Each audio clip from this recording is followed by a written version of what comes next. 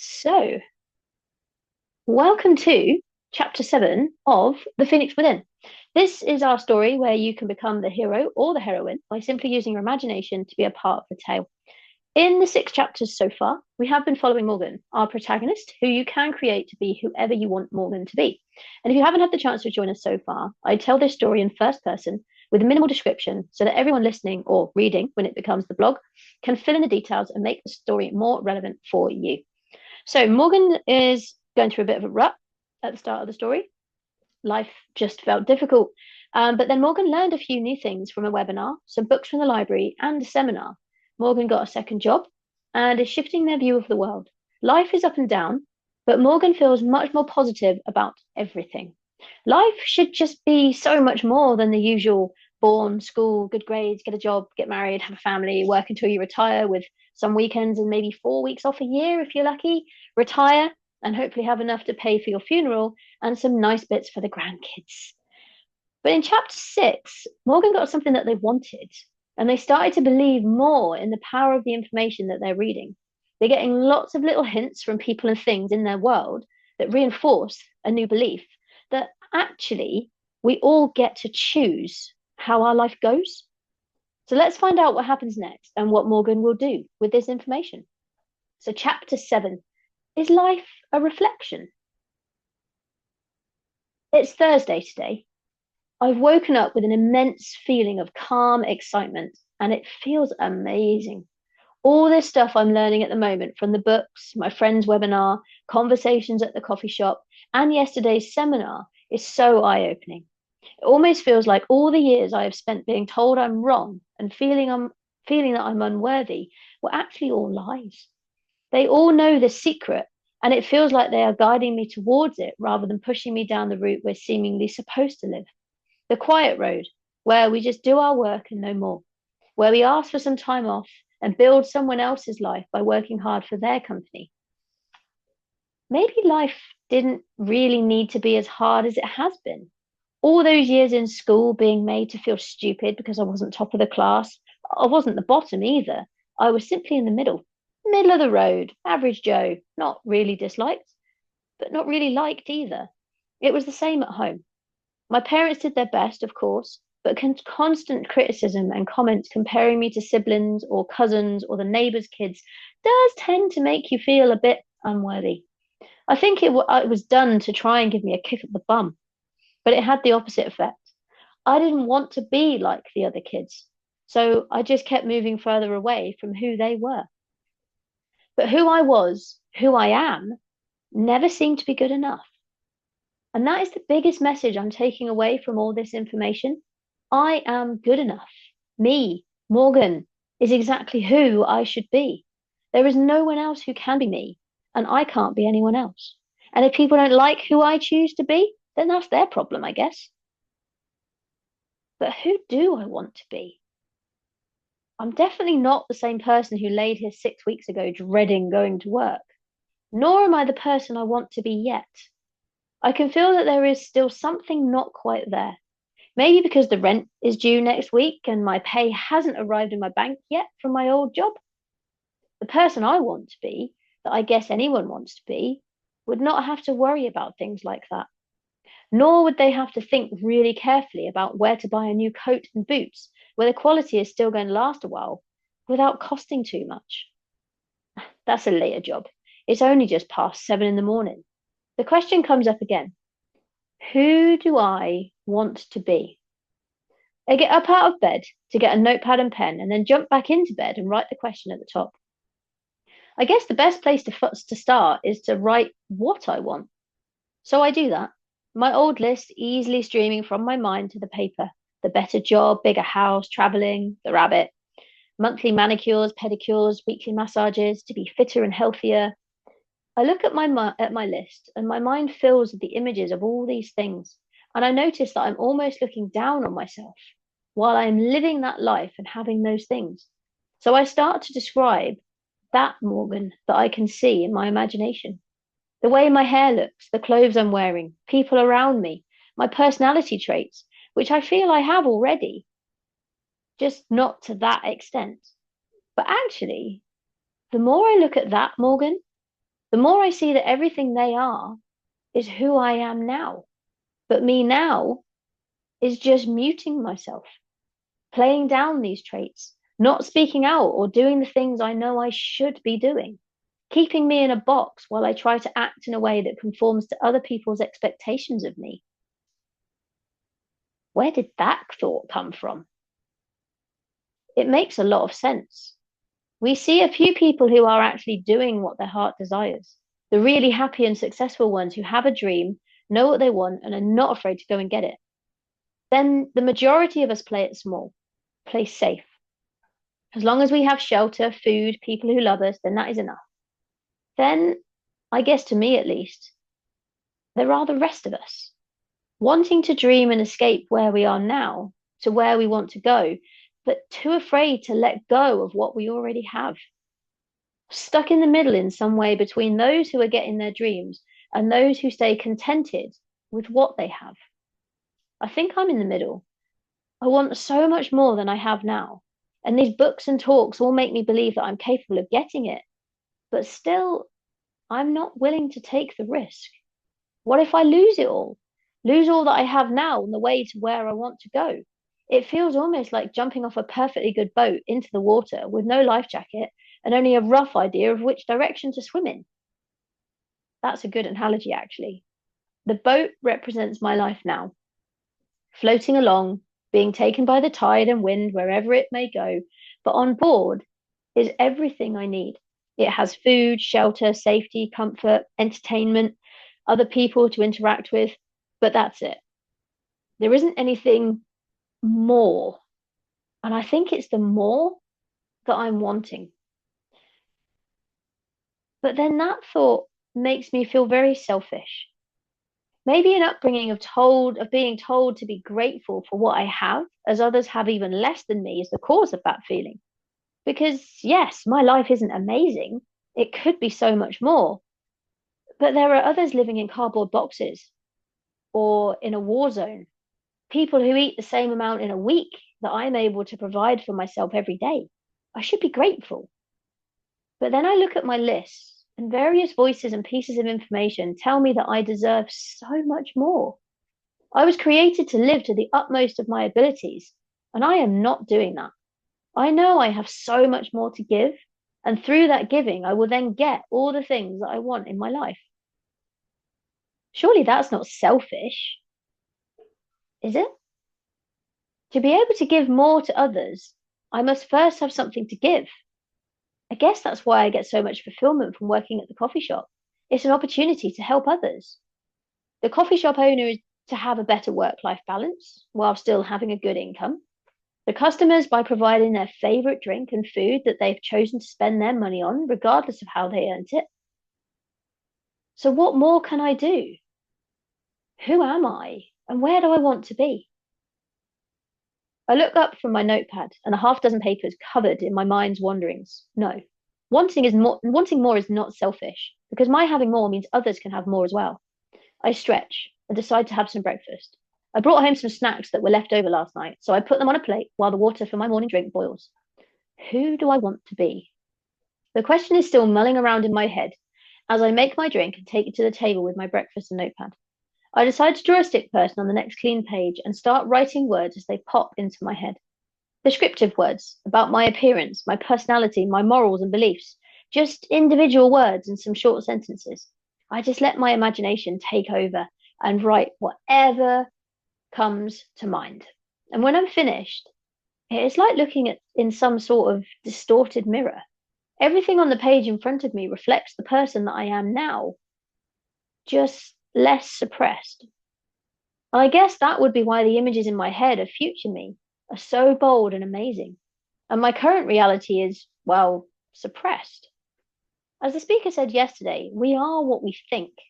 And I know for a fact that while one minute I'm thinking about all the things I want and the person I want to be, the next I'm thinking that that will never be me. I can't do those things or be that person. And yet, this page of doodles and words says that I am already capable, as the building blocks for all of those things are inside me already. I just need to build on them. I guess that's when I then come unstuck. I know what I should be doing, but I'm almost scared to do it because what if I fail? What if I screw it all up like everyone says I always do and end up homeless, jobless, and on the street in a cardboard box? My cardboard box house I made for my seventh Christmas was the most amazing thing in the world to my 7-year-old self. But it was in a nice warm home, not outside under a bridge. My right ear and my forehead are both burning and aching at the same time. It's the weirdest sensation, and I have butterflies in my stomach that are definitely not caused by my breakfast. I think I need to get outside for a walk. So I clear up my breakfast things, have a quick shower so my mind does not have time to start running away with itself again, get dressed, and head out to go and upgrade my coat and buy some wellies. The walk feels good, almost freeing. The air is fresh, but not too cold, and there are not many people around. I know of a discount store not far from home that should stock what I need and not be too expensive, so I head there. A quick look around, trying on various coats and boots before making my decision.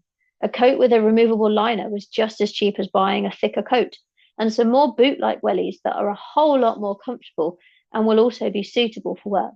Saves me needing to carry spare shoes. I pay, then walk home in my new boots to give them a trial run. Once home, I decide to sit and read the rest of Think and Grow Rich before starting on psycho-cybernetics. Again, I am itching to read the book the speaker gave me, but the library books need to be returned. Mid-afternoon, I head over to the coffee shop for my afternoon shift. The owner greets me warmly, and I ask where the other barista is who usually works Thursday.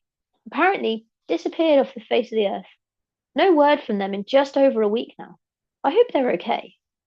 If I knew a little more about them, then I would pop over after work, but I don't know much more than their name and a little about their family and their dreams of being a star on stage. Maybe they got that big break they were always talking about.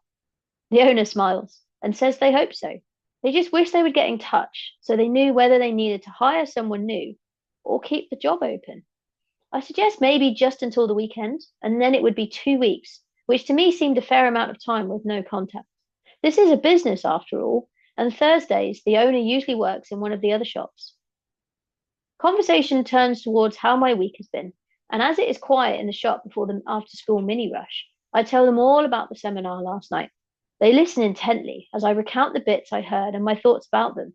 They seem as interested as I am. I'm still getting used to speaking with someone who actually cares about what I'm saying enough to listen and discuss it. And discuss it we do. I also mentioned my musings that morning and how life feels so different now compared to even 2 weeks ago, even though nothing has physically changed since I lost my main job. It definitely proves that what we think impacts on how we see and interact with the world. The owner agrees, and our conversation is cut short by the arrival of the first afternoon customers. They stay for the initial rush and then head off to the other shop shortly after. It's my pleasure to man the shop for the rest of the day and lock up at the end. The shift goes well, few regulars, lots of conversations, and everyone is happy with their drinks. I even seem to get more tips as well for some reason, and a few quiet moments where I can sit and read some more of psycho-cybernetics. Once all the jobs are done, ready for the morning, I lock up and go straight home, as dusk has already been and gone, and it will be dark soon. I have a shower and tuck into the sandwich and piece of cake that would not be good for sale tomorrow, and continue reading through psycho-cybernetics. I don't notice the letter still hanging from my letterbox. This book is slightly more scientific than the others I've read so far, but seems to be following the same sort of ideas. The bit I was reading in the shop was all of the introduction pieces. But now I turned to chapter 1, and it's called The Self-Image, Your Key to a Better Life. Self-image. That's what I was writing about this morning. So let's see. During the past decade, a revolution has been quietly going on in the fields of psychology, psychiatry, and medicine. This book was written in the 60s. So the past decade would have been 1950. New theories and concepts concerning the self have grown out of the work and findings of clinical psychologists, practicing psychiatrists, and cosmetic or so-called plastic surgeons. New methods growing out of these findings have resulted in rather dramatic changes in personality, health, and apparently even in basic abilities and talents. Chronic failures have become successful. F students have changed into straight A pupils within a matter of days with no extra tutoring. Shy, retiring, inhibited personalities have become happy and outgoing. Writing in the January 1959 issue of Cosmopolitan magazine, T.F. James summarizes the results obtained by various psychologists and MDs as follows. Understanding the psychology of the self can mean the difference between success and failure, love and hate, bitterness and happiness. The discovery of the real self can rescue a crumbling marriage, recreate a faltering of a career, and transform victims of personality failure. On another plane, discovering your real self means the difference between freedom and the compulsions of conformity. So it's a choice then. You get to choose to keep playing it small and being that person everyone seems to think you are, or you get to choose to go and discover your real self. Your key to a better life. Let's see what it says. The most important psychological discovery of this century is the discovery of the self-image. Whether we realize it or not, each of us carries about with us a mental blueprint or picture of ourselves. It may be vague and ill-defined to our conscious gaze.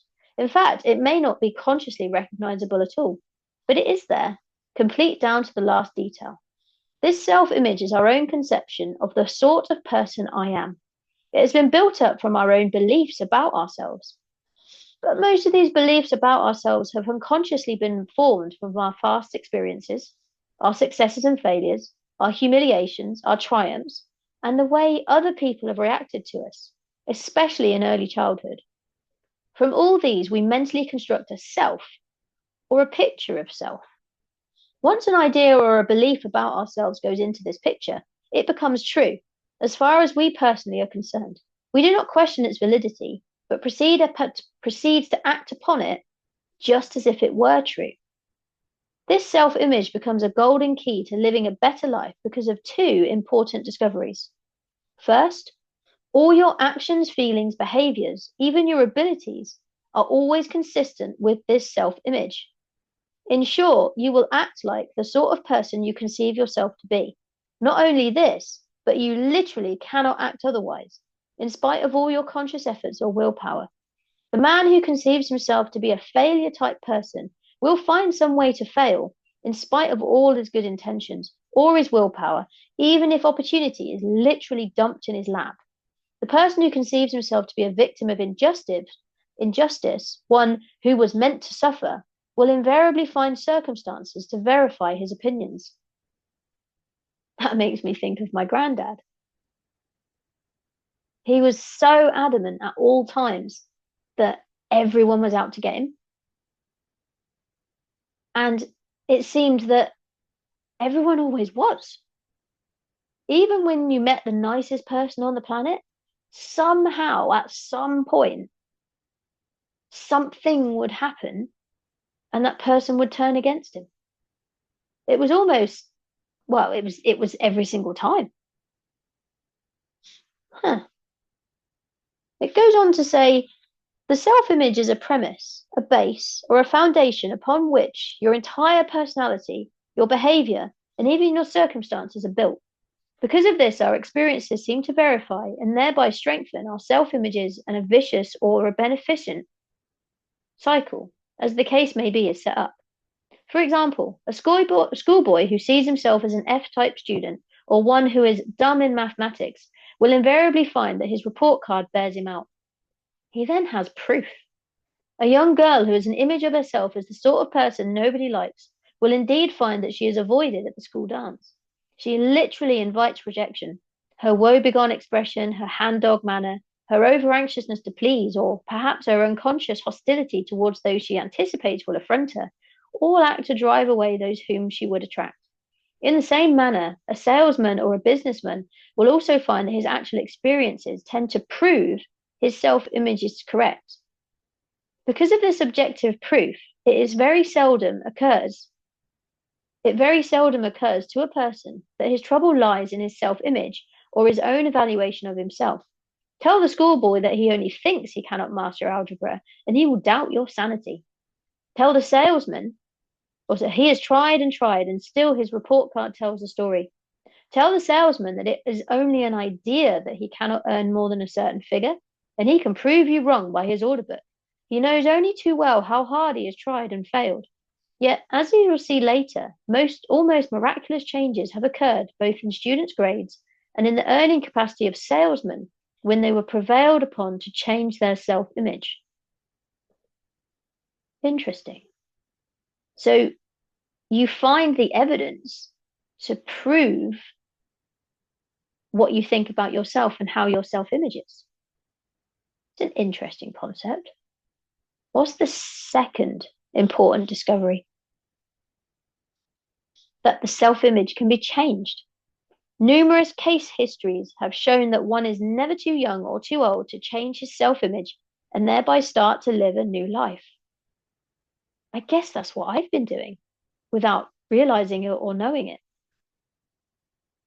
It says, one of the reasons it has seemed so difficult for a person to change his habits, his personality, or his way of life has been that heretofore nearly all efforts at change have been directed to the circumference of the self, so to speak, rather than to the center. Numerous patients have said to me something like the following: if you are talking about positive thinking, I've tried that before and it just doesn't work for me. However, a little questioning invariably brings out that these individuals have employed positive thinking or attempted to employ it, either on particular external circumstances or on some particular habit or character defect.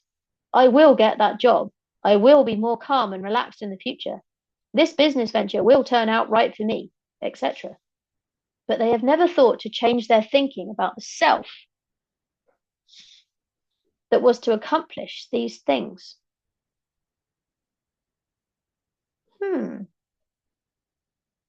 So nothing in life is going to change unless you believe it already has, is what I get from that. I think I might have to sleep on that. Maybe.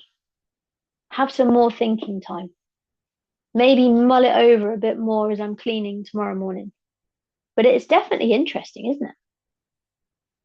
You get to change and decide who you want to be by shifting your self-image in your mind. That's a very interesting concept. But I think that's for later. It's time to get my head down now. I have work tomorrow. Let's see what tomorrow will bring. And that's chapter 7. Thank you for joining me. As always, if you have any comments, any suggestions about where the session's going to go next, please feel free to get in touch. Share it far and wide. And I mentioned the book You Were Born Rich in chapter 6, but then forgot to mention that if you ever want a copy of it, then you simply just need to send me a message and I can send you the PDF version. As a Proctor Gallagher consultant myself, I can share that PDF book with whomever I think it's going to help, which is pretty much everyone. But for now, it is time to switch off, get my own head down, similar to what Morgan's doing.